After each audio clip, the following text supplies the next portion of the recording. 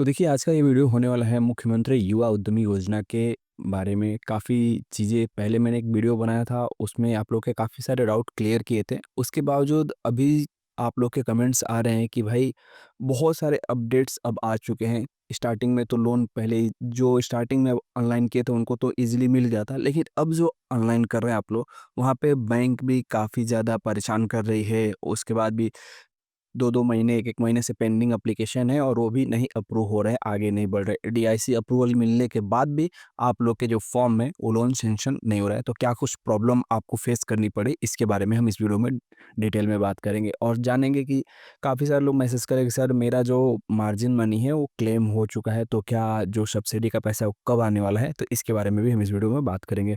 तो सबसे पहले हम वीडियो स्टार्ट करते हैं। देखो, आप लोग के ज़्यादा से ज़्यादा क्वेश्चंस ये है कि मुझे लोन लेना है, किस चीज़ के लिए मैं लोन लूँ? तो उसके लिए मैंने एक ग्रुप बना के रखा है। आप जाके यहाँ पे जॉइन करके जब ये फॉर्म डाउनलोड करोगे ना, वहाँ पे पूरी चीज़ डिटेल में आ गई है कि किस-किस चीज़ के लिए लोन मिलेगा। उसके रिलेटेड सारी जानकारी है, तो आप वहाँ से जाके आप चेक कर सकते हो कि आपको कौन-सी चीज़ों के लिए लोन लेना है और उसी रिलेटेड आपको फॉर्म फिल करना है। ये चीज़ हो गई फॉर्म फिल करने के बारे में।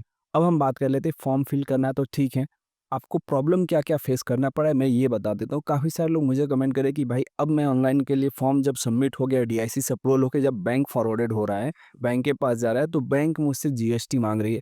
अब आप बताओ, आप नया बिज़नेस स्टार्ट करने के लिए लोन रहे हो, तो वहाँ पे जीएसटी आप कैसे लगाओगे? तो आप बैंक से बताओ कि यहाँ पे कहीं भी जीएसटी के बारे में बताया नहीं गया है, तो जीएसटी की जगह पे आप एमएसएमई सर्टिफिकेट ले सकते हैं। कहीं कई जगह पे आईटीआर भी माँगी जा रही है। भाई आईटीआर, आप पर्सनल लोन नहीं ले रहे हो जिसकी वजह से आईटीआर लगे।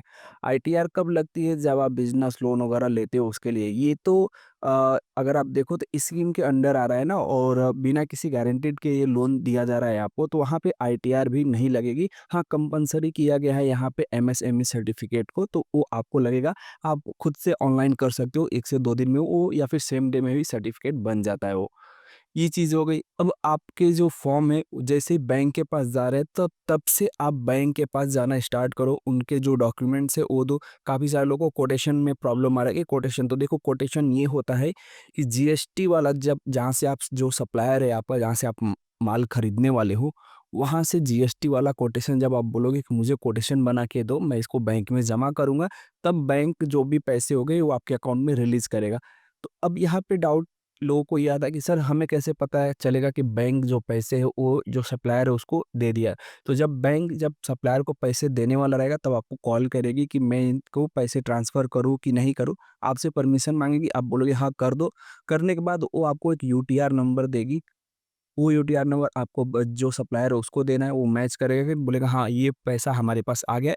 देन आप वहाँ से माल खरीद के और अपनी जब रखोगे आप वहाँ पे, अपने जो भी शॉप वगैरह पे आप रखोगे, तो फिर से बैंक के जो अधिकारी आपके पास जाएंगे, फिर वेरिफिकेशन होगा कि आपने जो जीएसटी कोटेशन दिया है वही वही माल आपने मंगाया है कि नहीं मंगाया है, और उसके बाद से तब आपका सीसी सैंक्शन होगा। इसमें आपको पता है दो अकाउंट ओपन होते हैं। पहला है आपका सीसी, दूसरा है टर्म लोन। टर्म लोन वो होता है जो सप्लायर के पास जाता है, वो ईएमआई के थ्रू कन्वर्ट होता है। दूसरा होता है सीसी। सीसी क्या होता है कि जैसे कि आपको कुछ भी सैलरी वगैरह देना हो, कुछ पैसे निकालने हो, तो ये आपका एज ए पर्सनल लोन काम करता है। आप कभी भी अपने अकाउंट्स में उस पैसे को ट्रांसफ़र कर सकते हो। 10 दिन 15 दिन बाद फिर आप, जैसे ही आपके पास पैसे हो, आप उस अपने अकाउंट से जो सीसी वाले अकाउंट में उसमें पैसे, मतलब लेन-देन करते रहना है आपको। हफ्ते 2 हफ्ते के बीच में आपको लेन-देन करते रहना है। अब इन सब का इंटरेस्ट जो है वो 19 तारीख तक आपके अकाउंट में क्रेडिट हो जाता है, सिर्फ़ इंटरेस्ट का पैसा।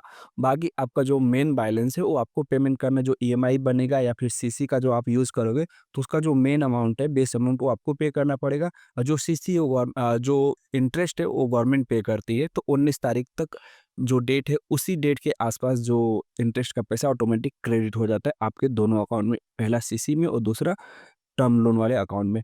मेन अकाउंट में कुछ से कुछ भी लेना-देना नहीं है, तो मेन अकाउंट में कुछ भी नहीं जाने वाला है। अब बैंक परेशान बहुत ज़्यादा कर रही है अभी के टाइम पे, क्योंकि स्टार्टिंग में तो आपको लोन ईज़िली मिल जा रहा था, लेकिन अभी के टाइम पे बैंक बहुत ही ज़्यादा परेशान कर रही है। अब एक दोस्त था, उसका सब चीज़ ओके था, बैंक बोल रही है कि आप पहले इसको कैंसल कराओ, फिर मेरे से बात करो, मैं परमिशन दूँगा, फिर मैं जैसे बताऊँगा वैसे अप्लाई करो। अब ये कौन-सी बात हुई आप बताओ कि बैंक पहले आप बैंक के पास जाओ, बैंक से बताओ कि मुझे युवा उद्यमी लोन लेना है, फिर बैंक बोलेगी मैं सामने से अप्रूवल लूँगा, अप्रूवल लेने के बाद बैंक बोलेगी ठीक है अब आप फॉर्म फिल करो, ऐसा कुछ नहीं है। स्टार्टिंग में ऐसे ही था कि पहले आप फॉर्म फिल करते थे, डीआईसी वेरीफाई करते थे, डीआईसी से अप्रूवल मिलता था, बैंक फॉरवर्ड होता था, बैंक आपके सारे डॉक्यूमेंट चेक करती थी, आपकी सिविल चेक करती थी, देन आपका लोन सैंक्शन हो जाता था और हफ्ता 15 दिन के अंदर आपके जो अकाउंट से हैं, जो 2 अकाउंट ओपन होने वाले हैं, उसका प्रोसेस कंप्लीट हो जाता है। कहीं-कहीं पे काफ़ी सारे लोग बता रहे हैं कि वहाँ पे करंट अकाउंट भी ओपन कराया जा रहा है, तो बैंक अब अपनी मनमानी यहाँ पे करनी स्टार्ट कर दी है। मतलब कि करंट अकाउंट का इसमें कुछ भी लेन-देन नहीं है, फिर भी आपको मजबूरी में 10,000 15,000 फँसा के करंट अकाउंट ओपन कराया जा रहा है। तो ये सब सारी चीज़ों से आप बचे रहिए और कुछ भी अगर यहाँ पे रहता है, तो आप इनके हेल्प डेस्क नंबर पे जाके बात कर सकते हो कि या फिर डीआईसी ऑफिस में जाके बात कर सकते हो कि बैंक ऐसा-ऐसा हमसे माँग रही है। और वैसे भी बहुत ज़्यादा पुराना ये स्कीम हो चुका है, तो अब सबको पता चल गया कि इसके जो मायने हैं, क्या है।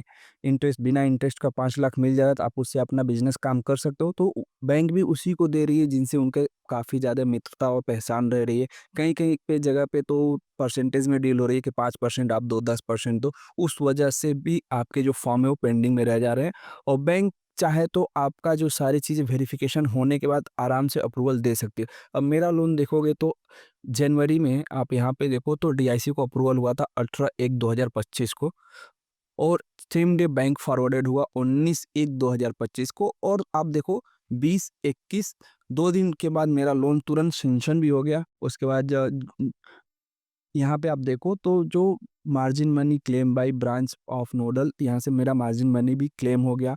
मेरी सब्सिडी भी आ गई है। अब जो मुझे इंटरेस्ट का पैसा है वो मुझे नहीं पे करना पड़ा है। मुझे जो बेसिक अमाउंट है वही पे करना पड़ रहा है।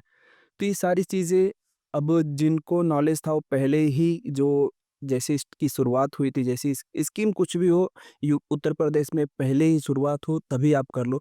अभी जैसे कि पीएम किसान उद्यमी पीएम किसान का जो पैसा आ रहा है आपके साथ, पहले कितना ईज़ी था कोई भी डॉक्यूमेंट लगाओ वेरीफाई हो जाता था आपके पैसे आने स्टार्ट हो। अब 3-3 महीने 4-4 महीने टाइम लग रहे हैं लखनऊ से हर एक जगह से वेरीफाई हो रहा है, फिर भी काफ़ी सारे लोग को कैंसल हो जा रहा है। और पेंशन का पैसा आप देख सकते हो, तो इस वजह से जो भी स्कीम है आपको पहले ही चरण में अप्लाई कर देना है।